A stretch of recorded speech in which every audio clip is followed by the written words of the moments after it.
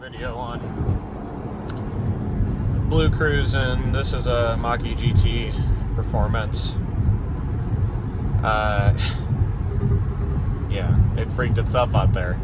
So how not perfect it is. Lane centering will do that too sometimes, where if it hits the line, it's like, hey, I hit the line. I'm like, okay, why don't you just do something about it? Like steer the car back into the lane like you're supposed to. But I'm actually surprised it didn't disable. Usually on sharper turns, it just says put hands on wheel, goes back into lane centering mode, and you have to, give a little input to the wheel to let it know your hand's there, and then it'll re-enable after the curve. I've seen that happen a whole bunch. To me, BlueCruise is basically just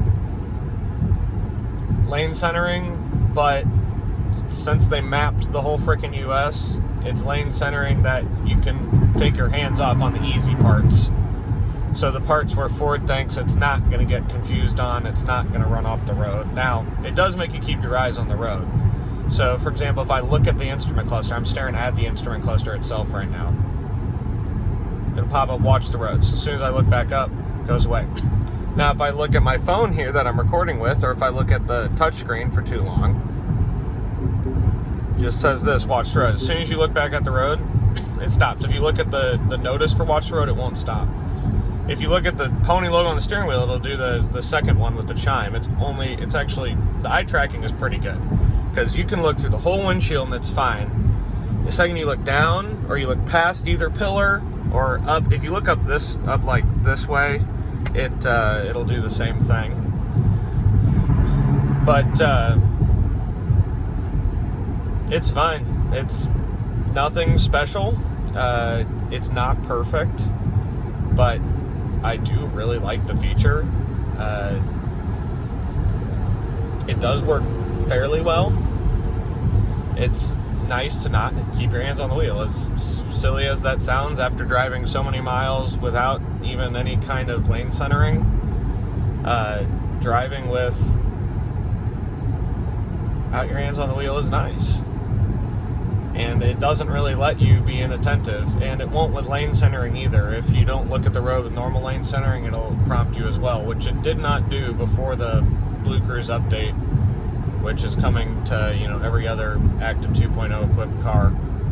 And as soon as that comes, it will start prompting you to keep your eyes on the road for normal lane centering as well, which I think is great.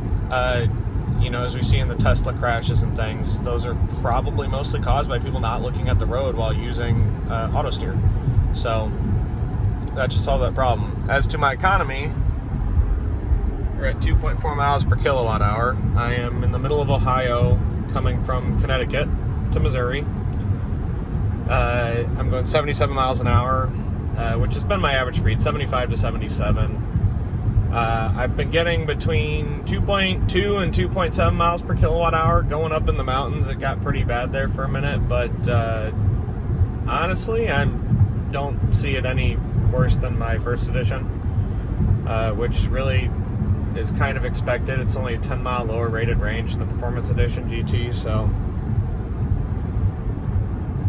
I guess what we would see is about the same. I think the tires are the cause of that, since the rear drive is, as far as I know, exactly the same in the GT as it is in the other vehicles. Anyways, got like 11 hours, 10 and a half hours with charging stops left on this drive, so it should be fun to record the economy and whatnot. And thanks Ford for the full 500 kilowatt hours again for free power, and thanks Electrify America for not even always charging me for it. So just a free road trip home with the new car. We got 626 miles on it now. I think we left with about 45 after the test drive and the 18.5 extra that they put on at the factory. So one cool feature of the new cluster software, I'm trying to make it so it doesn't get mad at me for, yeah, like that, exactly. Oh, hush. So if you look in the bottom right, it's got this power meter now.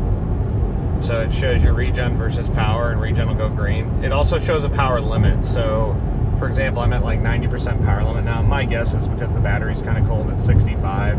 You probably need a warm battery to get that full. Yeah, it's just just doesn't want to work this morning, I guess. It'll do that if it gets confused for some reason. And now BlueCruise turned back on. So I don't know. They just have some work to do on it. It's good, but it's definitely not perfect. Better not having it, in my opinion. Changing lanes is nice. You literally just change lane, and then boom, it just re-enables immediately. That's actually really nice how that works. I gotta love it. And you know, adaptive cruise works. Adaptive cruise works really well, actually. I'm pretty impressed with how smooth it is in this car. It actually feels smoother than my first edition. I don't know why, but I only have 600 miles on this, so I'm gonna get back to driving. But there's a quick video on GTP and BlueCruise.